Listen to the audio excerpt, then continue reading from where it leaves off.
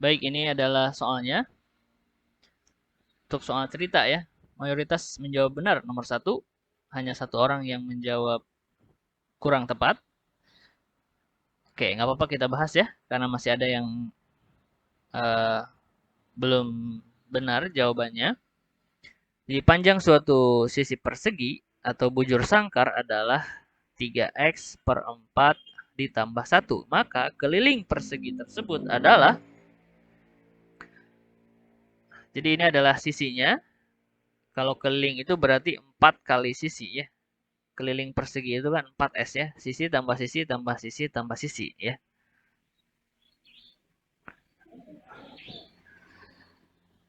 Nah, jadi di sini kita punya S-nya itu 3x per 4 plus 1 ya. Maka kelilingnya itu kan 4 kali S ya. Di mana S-nya itu 3x per 4 ditambah 1 ya. Ini tinggal kita kalikan. 4 kali 3x per 4. Nah, kalau ada perkalian dengan pecahan berarti 4 ini dikali pembilangnya ya. 12x per 4 ya. 4 kali 1 plus 4 ya. Ini 12 dibagi 4 itu 3 ya. Ini 1 ya. Jadi hasilnya 3x plus 4. Gitu ya. Jadi soal cerita itu sebenarnya kalau kita bisa formulasikan dalam notasi matematik ya, itu sebenarnya cara pengerjaannya simpel ya. Nah, cuman memang yang biasanya menantang adalah bagaimana menganalisis ya soal ini kemudian kita ubah dalam notasi matematik. Nah, itu yang apa? Yang butuh analisis yang mendalam ya, biasanya seperti itu. Oke, semoga bisa dipahami ya. Kalau ada yang belum paham, jangan sungkan untuk open mic dan saya akan ulangi. Baik, kita lanjut ke soal nomor 2. Oke, ini cukup variatif ya. Hanya dua orang yang menjawab benar, artinya mayoritas masih kurang tepat jawabannya ya. Pada tahun 2002, usia seorang anak sama dengan seperempat usia ibunya dalam tahun. Jika pada tahun 2006 usia anak tersebut sepertiga usia ibunya, maka anak tersebut sebenarnya lahir pada tahun berapa? Gitu ya. Oke, anggaplah tahun 2002 ini usia sekarang, kemudian 2006 itu berarti 4 tahun berikutnya, ya kan? Nah, oke, kita tulis di sini soal nomor 2 ya. Pada tahun 2002, usia anak eh, sama dengan seperempat usia ibunya. Jadi, oke, kita misalnya sebutlah ini tahun 2002 ya. Usia anak kita simbolkan dengan A itu sama dengan seperempat usia ibunya. Misalnya B ya, usia ibu itu. Kemudian di sini tahun 2006 ya, itu artinya 4 tahun berikutnya, usia anak tersebut sepertiga usia ibunya ya. Usia anak tersebut berarti usia anaknya itu maksudnya 4 tahun berikutnya ya kan. Ya kan tahun 2006 itu kan 4 tahun dari 2002 ya. Jadi kita misalkan A itu adalah usia saat ini, usia tahun 2002 itu ya. Di tahun 2006 berarti A plus 4 usia anaknya ya. Itu sama dengan sepertiga usia ibunya. Sepertiga usia usia ibunya juga 4 tahun berikutnya ya kan. Jadi B plus 4. Oke. Nah, ini adalah formulasi matematik dari pernyataan itu ya. Nah, jika pada 2006 usia anak sepertiga usia ibunya, maka anak tersebut lahir pada berarti yang ditanyakan adalah usia kelahirannya. Berarti kita cari tahu dulu A-nya berapa. A itu adalah usia sekarang, usia tahun 2002, kemudian kita tarik mundur sekian tahun ke belakang, itulah apa?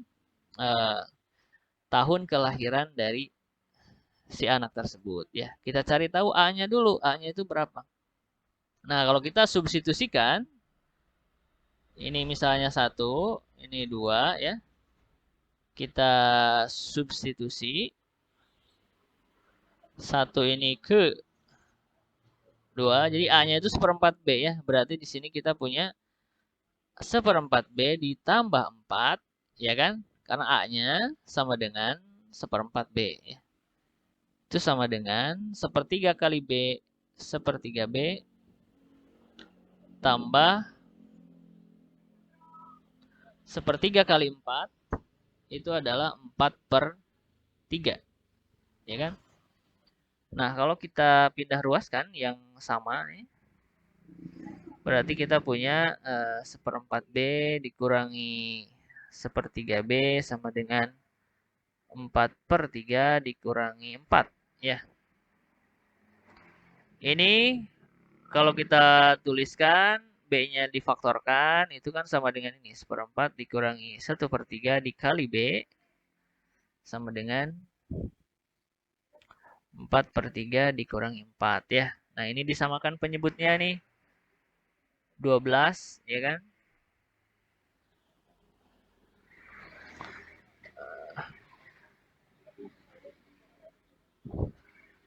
12 dibagi 4, 3. 3 kali 1, 3. 12 dibagi 3, 4. 4 kali 1, 4. Ini minus ya. Gitu kan? Ini disamakan penyebutnya. Karena ini nggak ada penyebutnya, berarti penyebutnya kita samakan 3 ya. 3 kali 4 itu 12 ya. Berarti 4 itu bisa kita tulis dengan 12/3 ya. Jadi ini 4/3 dikurangi 12/3 ya. Kita pindah ke sebelah kiri. Ini 3 dikurangi 4 kan minus 1 ya. Jadi kita punya minus 1 1/12 B. Kemudian ini ada 4 dikurangi 12. Berapa? Minus 8/3 ya. Nah, berarti di sini B-nya itu berapa? Kalau ini semuanya dikalikan minus ya, berarti semuanya positif. 1/12 B sama dengan 8/3. Oke, kayaknya kita perlu pindah ruas. Pindah ke sini. 1/12 B sama dengan 8/3 ya. Berarti si B itu sama dengan 8/3 dibagi 1/12 ya. Sama kayak gini loh, misalnya gini, kita punya 2X sama dengan 4. Berarti X itu 4 dibagi 2 ya. Nah, kita punya ini, 12B sama dengan 8/3. B itu apa? 8/3 dibagi 1/12. Nah, kita bisa ubah menjadi perkalian dengan cara 12/1 ya. Ini 8 kali 12 dikali dibagi 3. Ini coret, ini tinggal sisa 4. Berarti B-nya adalah 4 kali 8, 32 ya. Jadi B-nya itu 32. Nah, tahun 2002, tahun sekarang nih, B itu kan kita sebut B itu di tahun sekarang ya.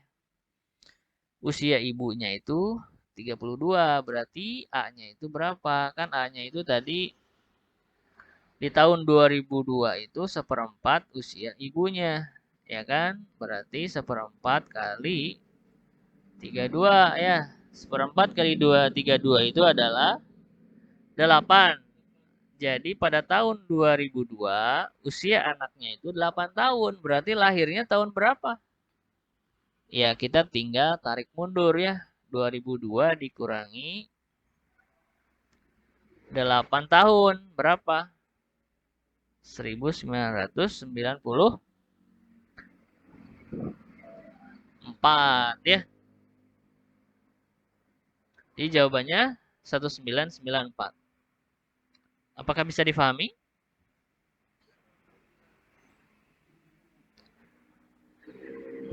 Oke. Kalau ada yang mau bertanya, jangan sungkan, biar saya ulangi ya. Jadi tipsnya, untuk soal yang seperti ini agak lain nih dari soal cerita sebelumnya ya. Biasanya berapakah usia anak sekarang gitu kan? Berapakah usia ibu sekarang atau gitu ya biasanya. Tapi kalau ini tahun berapa lahirnya? Oke, berarti kita asumsikan tahun sekarangnya itu berapa? Tahun 2002 misalnya.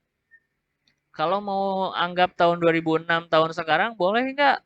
Boleh-boleh saja. Tapi nanti 2002 itu berarti 4 tahun ke belakang, ya nggak? Jadi ditarik mundur berarti. Tapi kalau dari cerita ini, yang pakai jika itu kan tahun 2006 ya. Berarti kita asumsikan tahun 2002 ini adalah tahun sekarang gitu. Tapi nanti kalaupun kita anggap tahun sekarangnya 2006, hasilnya akan sama saja ya. Berarti ini nanti 2002 ini 4 tahun ke belakang ya. Berarti nanti tarik mundurnya dari mana ya, tergantung nanti kita usia sekarangnya tahun berapa ya. Oke, kita lanjut ke soal nomor 3 ya. Suatu pabrik sepatu memiliki 3 mesin. Ya. Bila ketiga mesin bekerja bersamaan, akan dihasilkan 340 pasang sepatu per hari. Jika mesin 2 tidak bekerja, akan dihasilkan 215 pasang sepatu per hari. Tetapi bila mesin 1 tidak bekerja, akan dihasilkan 230 pasang sepatu per hari. Berapa pasang sepatukah yang dihasilkan bila mesin 3 yang tidak bekerja? Oke, di sini mayoritas menjawab salah dan hanya satu orang yang menjawab dengan benar ya. Oke, kita coba bahas soal cerita ini. Kalau 3 mesin bersamaan bekerja, katanya, total pasang sepatunya adalah 340 ya.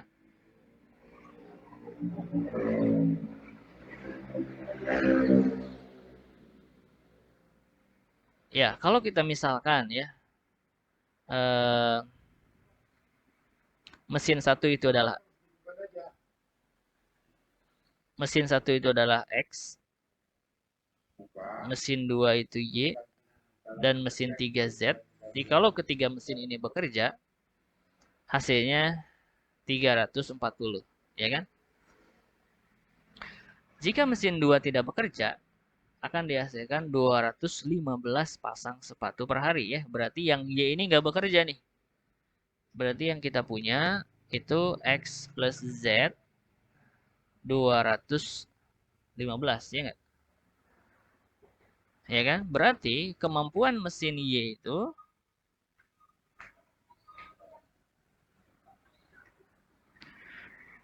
oke, dari sini nih kita bisa dapetin Y itu berapa? Kemampuan dari mesin,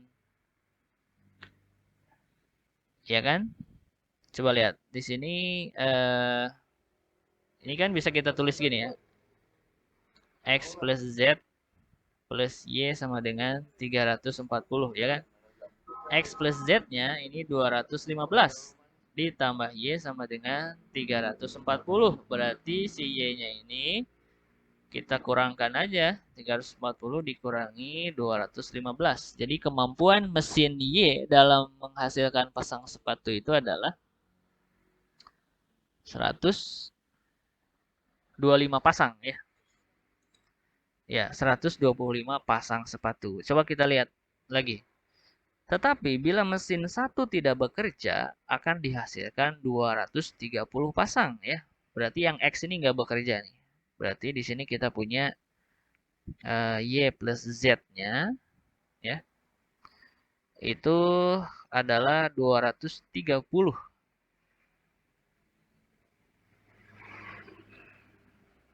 Nah, kalau kita substitusikan ke sini ini ke persamaan utamanya, berarti kita punya X plus Y plus Z-nya kita ganti dengan 230. Berarti di sini X-nya 340 dikurangi 230. Berapa? ya 110 pasang ya. Jadi kemampuan mesin satu dalam memproduksinya itu adalah 110. Nah, sekarang kita lihat berapa pasang sepatukah yang dihasilkan bila mesin 3 yang tidak bekerja. Ya. Jadi yang ditanyakan adalah Z berarti ya. Z-nya ini berapa? Nah, kalau kita sebenarnya dari salah satunya aja kita bisa tahu sebenarnya ya. Misalnya kita bisa tahu Z itu dari sini, ya enggak? 215 dikurangi X berarti ya? Ya enggak? Kalau X-nya kita sudah tahu, 110 berarti kita bisa kurangkan aja 215 dikurangi 110 berapa?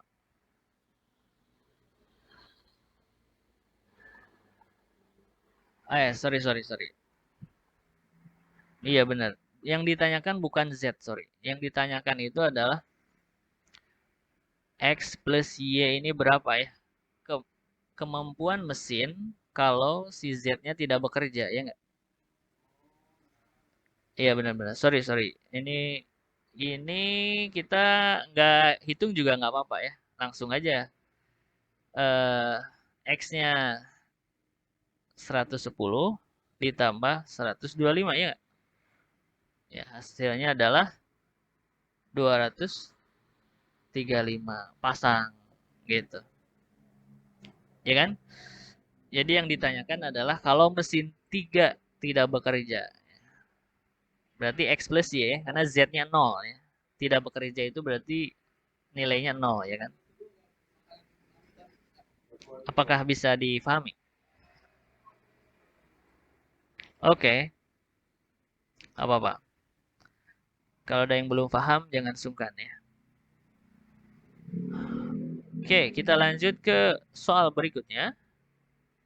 Ini 50-50 sepertinya, yang menjawab benar dan yang salah. Kita bahas ya. Sebuah mesin dapat memotong sejenis kayu dalam 6 menit. Dan seorang tukang kayu dengan menggunakan gergaji tangan dapat melakukan pekerjaan tersebut dalam 18 menit. Jadi ada dua cara nih, pakai mesin atau pakai gergaji tangan ya. Di mana waktu pengerjaannya berbeda, 6 menit dengan 18 menit. Nah, setelah 4 menit ya listrik padam. Jadi, dan kayu tersebut harus dipotong dengan gergaji tangan. Berapa menitkah yang diperlukan jika si tukang kayu tersebut harus memotongnya dengan cara manual ya, dengan menggunakan tangan ya. Oke, jawaban yang mana adalah 6. 6 menit ya. Kita coba bahas.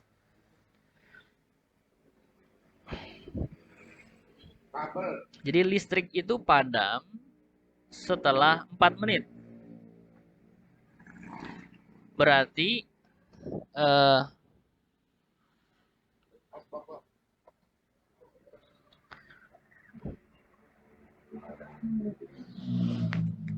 Oke, listrik itu padam setelah 4 menit. Jadi yang sudah terpotong ya itu adalah 4/6 bagian ya nggak? Jadi kita bisa tuliskan yang sudah terpotong itu 4/6 bagian. Kenapa? Karena 4 menit kan sudah berjalan nih, sudah terpotong. Yang harusnya 6 menit itu sudah kepotong si kayunya, tapi 4 menit mati ya kan. Jadi kita bisa tuliskan 4/6 bagian yang sudah terpotong, ya nggak? Karena kalau listriknya nggak mati kan nanti jadi 6/6, jadi 1, ya kan? Jadi kalau kita eh, tuliskan, jadi ini adalah 4/6 bagian yang sudah terpotong. 4/6 bagian itu artinya 2/3 bagian ya. Ini udah terpotong nih, berarti sisanya yang belum kepotong itu berapa? Sisanya 1 dikurangi 2/3 bagian, ya kan? Jadi yang belum terpotong itu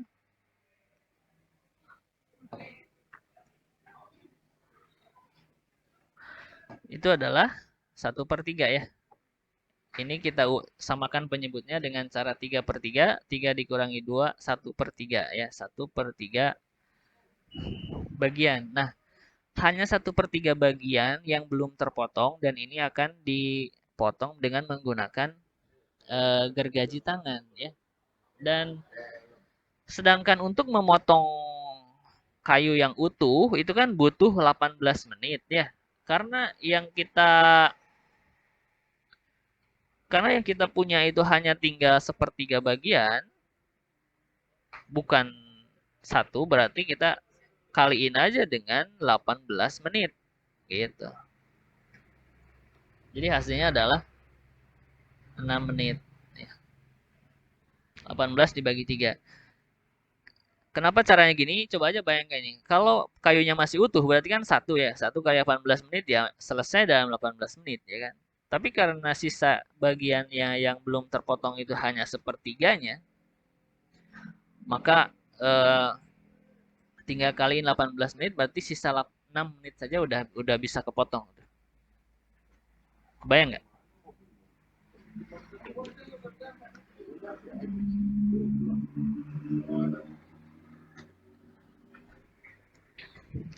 Apakah bisa difahami? Boleh, boleh.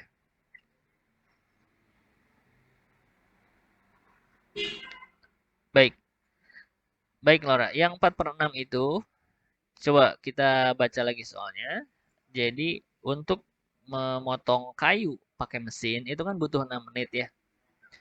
Dan listriknya itu mati setelah 4 menit. Jadi, 4 menit pertama itu masih pakai mesin, ya kan? Nah, berarti kan belum selesai nih, karena yang dibutuhkan 6 menit, sedangkan dalam 4 menit sudah mati listriknya. Berarti yang sudah terpotong itu kita bisa tuliskan dengan bentuk 4/6 ya. 4/6. Kan kalau kalau utuh nggak mati listrik berarti jadinya 6/6 ya kan. 6 menit motong seharusnya juga 6 menit ya kan. Kalau ini 4 menit motong seharusnya 6 menit. Berarti kan masih ada sisa.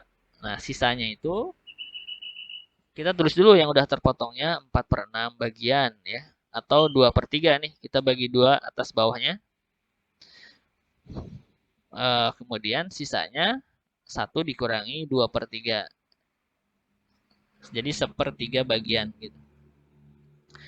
Kayak kayak gini lah, misalnya gini, kita punya misalnya gini, ada apa ya? Kita diminta untuk ngecek misalnya 6 ruangan gitu ya. 6 ruangan dicek. Terus kita baru ngecek 3 ya kan? 3 ruangan. Berarti kan yang sudah dicek 3/6. Ya enggak? Setengahnya, ya kan? Kalau yang kita cek baru 2 ruangan, misalnya dari 6, berarti kan yang sudah kita cek 2/6. Ya nggak? Atau 1/3. Berarti yang belumnya berapa? 4/6. Kebayang nggak? Nah, ini untuk motong satu kayu 6 menit. Yang sudah itu 4 menit. Berarti sisanya tinggal 4/6. 4/6 bagian. 4/6 menit. Ya nggak?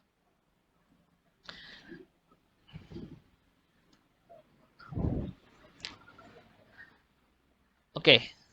Ada lagi yang mau bertanya?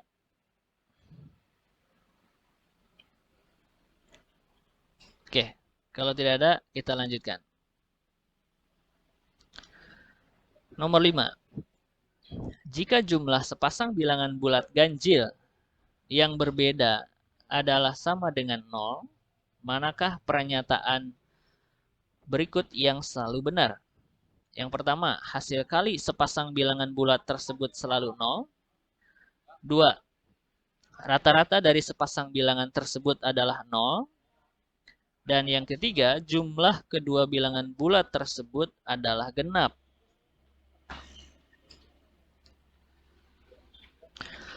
Oke. Ini mayoritas menjawab kurang tepat dan 2 orang menjawab dengan benar ya.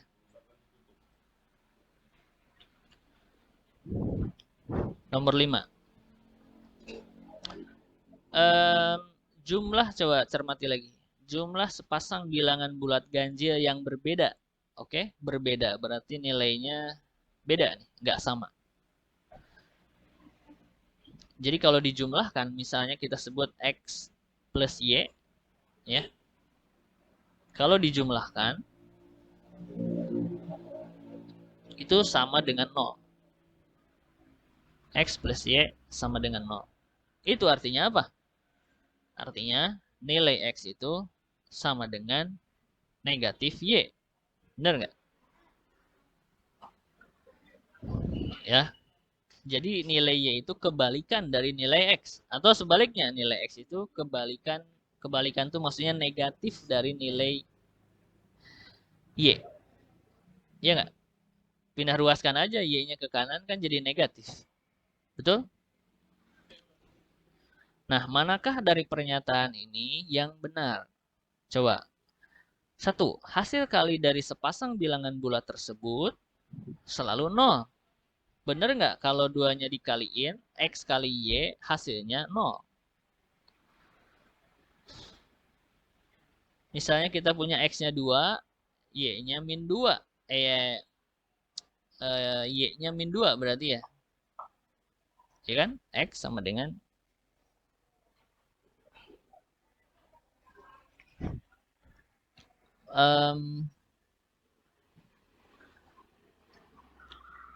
ya.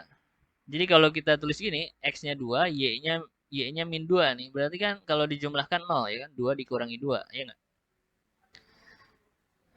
Nah, sekarang kalau 2 dengan min 2 itu kita kalikan, apakah hasilnya 0? Enggak ya. Hasilnya kalau dikalikan kan jadinya min 4 ya. Berarti salah nih. Pernyataan nomor 1 ini salah nih. Hasil kali dari sepasang bilangan bulat tersebut selalu 0. Salah ya. Dijumlahkan iya 0. Tapi kalau dikalikan nggak 0 hasilnya. Rata-rata dari sepasang bilangan bulat tersebut adalah 0. Benar nggak kalau dirata-ratain? Rata-ratanya 0. Ya, kalau X-nya misalnya 2, Y-nya sama dengan min 2 nih. Ya, tinggal coba aja. Sorry.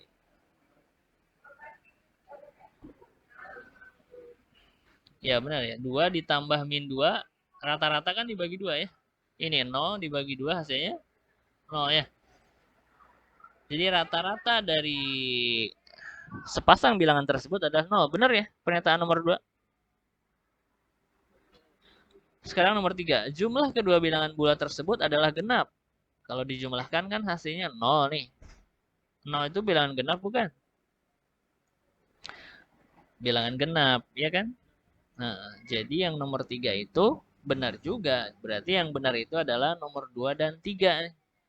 Nomor 1 salah, A dan C salah berarti ya. Kalau disebut hanya 2, yang B ini juga salah. Karena yang 3 juga benar. Jadi yang benar adalah D ya. Pernyataan 2 dan 3 yang benar. Apakah bisa difahami?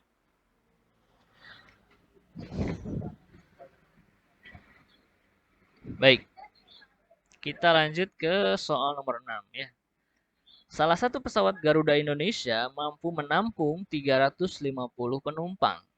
Apabila setiap penumpang rata-rata mempunyai berat 65 kilo, berapa ton beban penumpang yang dapat diangkut pada setiap kali penerbangan pesawat tersebut? Oke, semuanya menjawab dengan benar.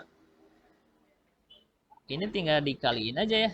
350 kali 65 kilo ya.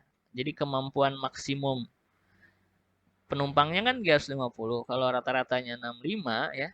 Ya udah kaliin aja 350 kali 65 ya.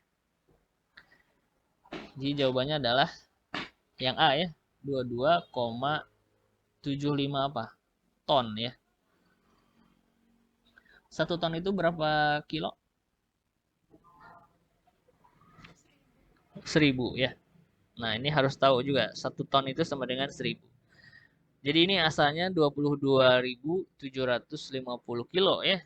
Kemudian diubah ke ton jadi 22,75. Nah, ini kan soal cerita ya. Sebenarnya kalau dikaliin gampang kan ya. Tapi dibuat supaya mikir dulu. Pakai soal cerita. Sebenarnya cara pengerjaannya gampang ya. Tinggal dikaliin aja. Oke.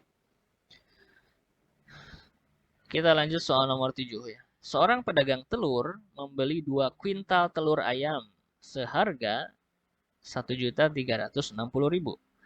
Harga jual telur tersebut adalah 5.600 rupiah per kilo. Berapa rupiahkah kerugian pedagang tersebut apabila hanya terjual 3/4-nya saja dari seluruh telur yang dibelinya? Oke, tidak ada yang menjawab dengan benar soal ini. Coba, kita pertanyaannya itu kan kerugian ya. Berarti ini kemungkinan harga jualnya memang di bawah harga belinya. Iya nggak? 1 kintal itu berapa kilo? 100 kilo ya. Berarti dia membeli 200 kilo ayam, telur ayam. Dan dari 200 eh, telur ayam yang dibelinya, yang terjual itu hanya 3/4-nya saja. Ya nggak? Berarti kemudian dia jual seharga 5.600 yang kemungkinannya di sini di bawah harga belinya karena bahasanya juga kerugian ya kan. Nanti kalian bisa verifikasi ya bahwa tinggal 1.360.000 ini dibagi 200 hasilnya pasti lebih besar dari 5.600 ya.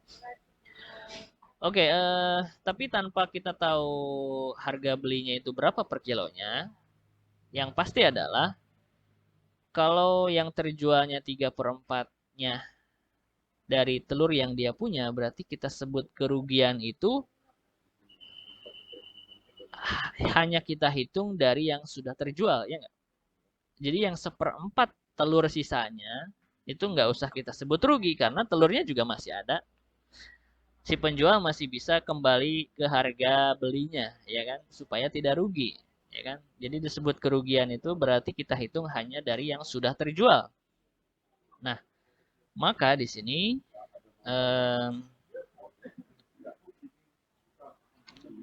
kita kita coba hitung dulu harga belinya itu berapa sih yang dia beli. Yang terjual kan 3/4-nya ya.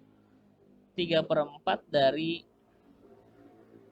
eh, dari 200 kilo telur ayam ya. Nah, dibandingkan dengan caranya dengan kali 200 kilo telur ayam, kemudian nanti kita dapetin berapa kilo yang terjual, kemudian nanti dikalikan harga per kilonya berapa, itu kan butuh proses yang lama ya. Sebenarnya sama saja dengan 3/4 kali harga belinya ya. Total harga belinya itu kan 1.360.000 ya. Ya kan?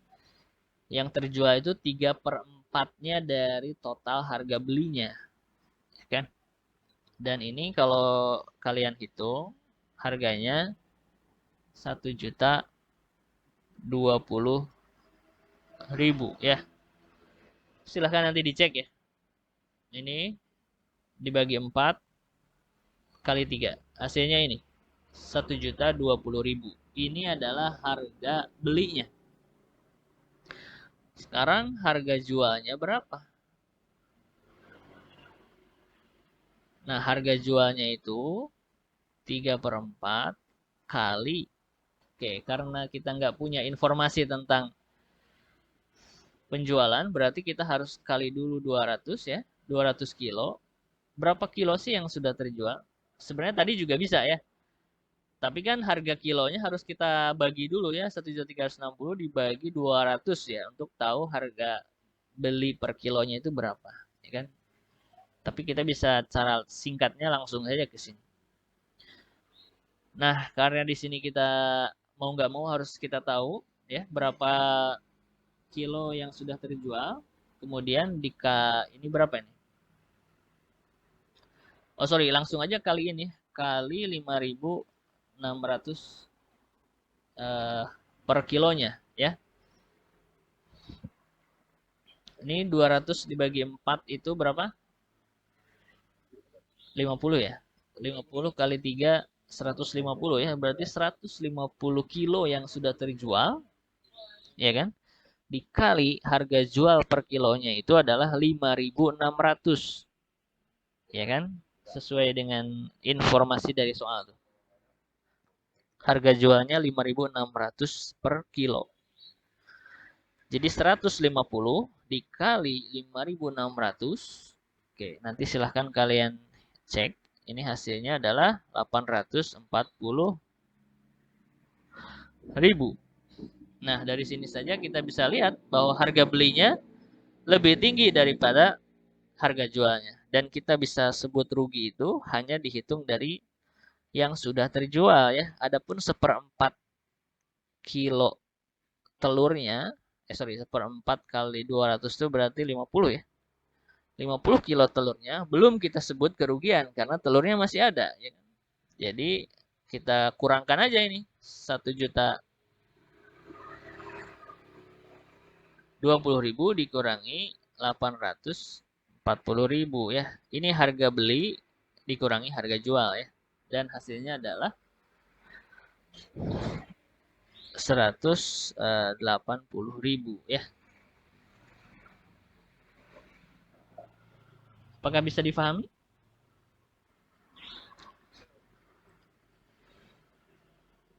Kalau ada yang mau bertanya boleh.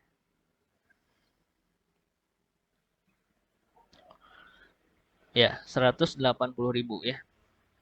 Oke. Seperti itu analisis soalnya ya untuk nomor 7. Kita lanjut ke soal nomor 8 ya. Untuk memperoleh rata-rata sebesar 3/10, pecahan manakah yang harus ditambahkan ke? Oke. Jadi ini kita punya 4 pecahan. Kalau kita tambahkan satu lagi, rata-ratanya inginnya segini, 3/10. Itu berapa? Oke, ternyata mayoritas masih salah menjawabnya. Kita akan bahas. Nah, ini sebenarnya tipe soalnya sama dengan seperti nilai. Biasanya gini soalnya itu.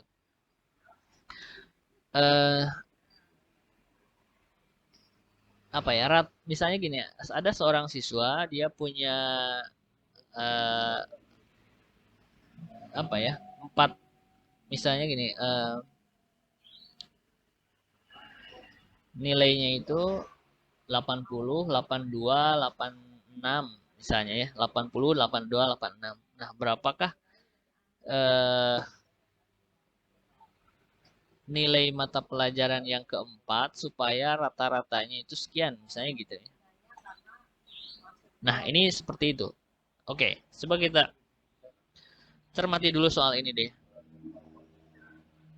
Kalau rata-rata itu kan prinsipnya dijumlahkan semuanya, kemudian dibagi dengan banyaknya data, ya kan? Oke.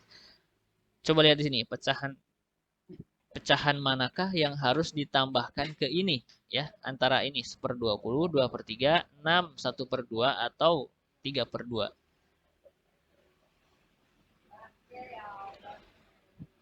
Oke, ini nomor 8 ya. Jadi kita punya nih 3/5.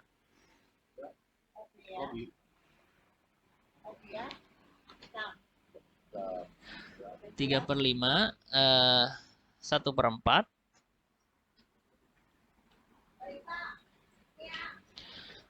1/10,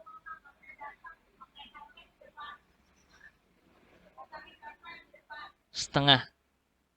Nah, ini pecahan berapa sih si A ini ya? Kita sebut pecahan.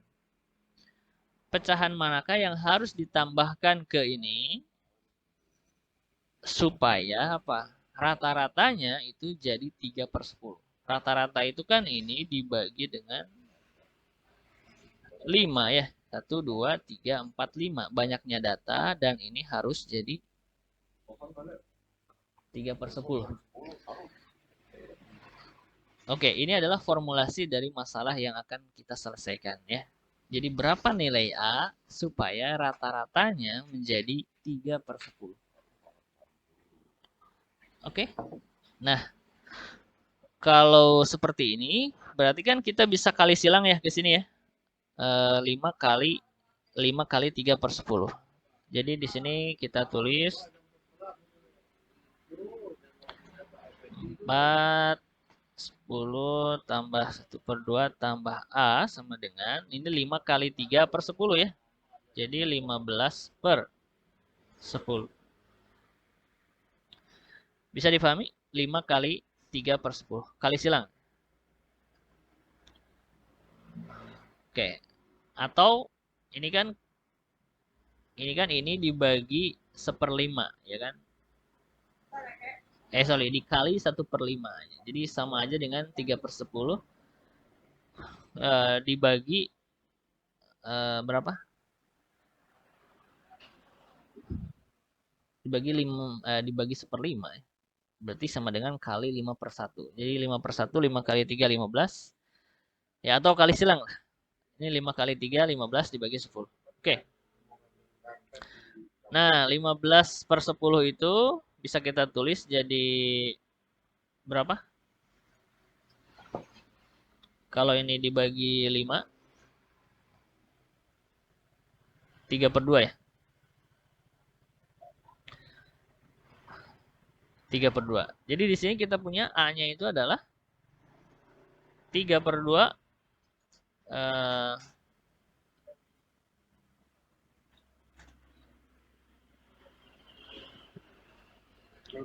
dikurangi ini ya. Dikurangi 3/5 dan seterusnya. Oke. Dikurangi atau samain aja dulu penyebutnya deh ya.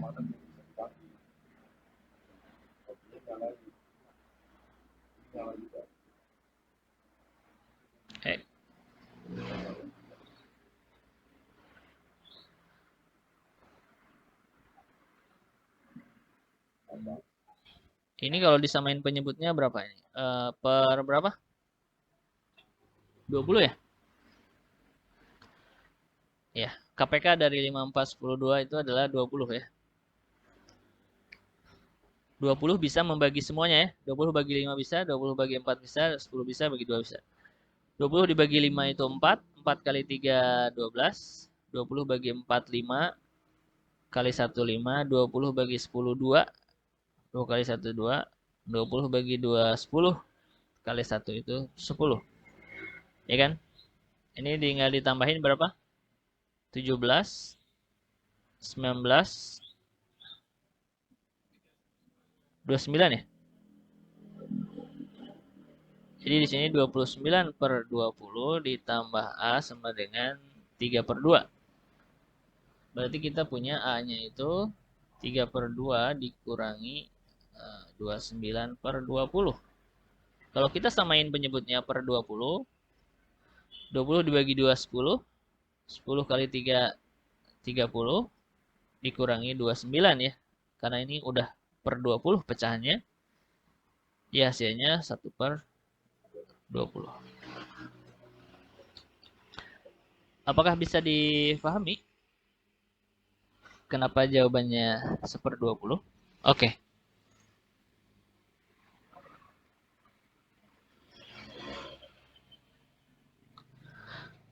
Kalau gitu, kalau ada yang bertanya boleh silahkan ya. Jangan sungkan.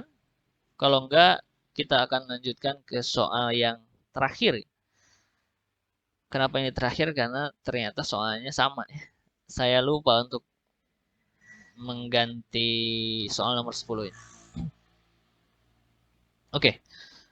Sebuah truk yang mengangkut pasir dan 4 orang penumpang mempunyai berat total sebesar 3,5 ton. Berapa kilokah beban pasir yang diangkut truk tersebut? apabila berat rata-rata penumpang tersebut adalah 53 kilo. Oke, ternyata yang menjawab benar hanya 2 orang, tapi yang 2 orang masih belum selesai nih mencobanya. Oke, coba bayangkan nih, truknya itu kan ngangkut pasir dan 4 orang ya. Dan masing-masing berat orangnya itu adalah 53. Berarti kita